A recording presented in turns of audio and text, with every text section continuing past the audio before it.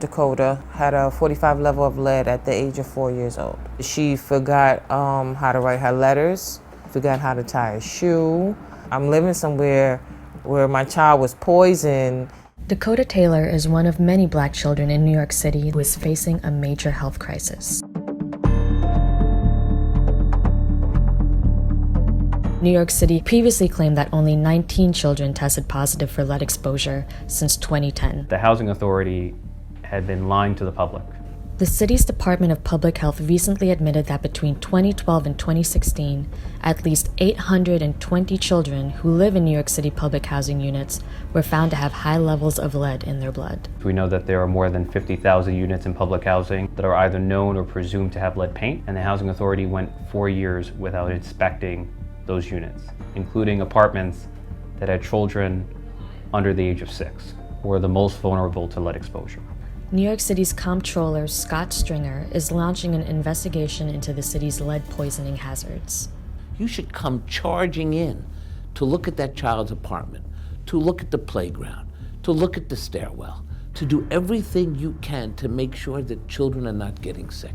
Out of more than 174,000 families living in New York City public housing, 45% are Black. Another 44% are Latinx. The overwhelming majority of people who live in public housing are Black and brown, and it's also the most neglected. And the two are not coincidental. Public housing resident Taisha Jones was in shock when she found out her 4-year-old daughter Dakota had dangerously high levels of lead in her blood. Dakota had a 45 level of lead at the age of 4 years old. That's 9 times higher than the level the Centers for Disease Control considers a red flag. Taisha noticed the dangerous effects it had on Dakota. They determined that she needed to be in special ed. She forgot how to write her letters. She forgot how to tie a shoe. She would drool, and it's not normal for children to drool at 4 years old. It was just awkward, the things that I was noticing. Children are more vulnerable to lead poisoning than adults, and even low levels of lead in their blood can stunt their intellectual and physical development. Some examples include behavior and learning challenges, lower IQ, hyperactivity, and slowed growth. Public housing has been so savagely starved of resources at every level of government. It means young children, young toddlers, and infants are exposed to lead, and the consequences stalk them for the rest of their lives. This was not what public housing was supposed to be about. It was actually to elevate people. Taisha pursued legal action against NYC after her daughter was diagnosed. Well, of course, NYC denied that we had the lead there, and they said, well, she could have possibly got it from somewhere else. I didn't think I was going to win. We had to put in like so many different appeals. After an 8-year battle, Taisha proved NYCHA was at fault for her daughter's condition and lied about their home being free of lead.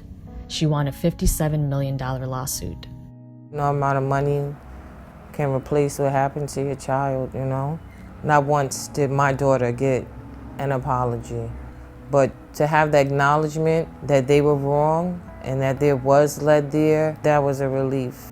The city is now taking steps to inspect public housing units that may have been affected by lead paint. But for many Black and brown children, the damage has already been done. If these were privileged white kids who were exposed to or poisoned by lead paint, there would be widespread outrage, there would be a mass of resignations or firings. But because these are poor Black and brown kids who have been exposed to lead paint, there's no outrage at all, there's no accountability. Business as usual persists.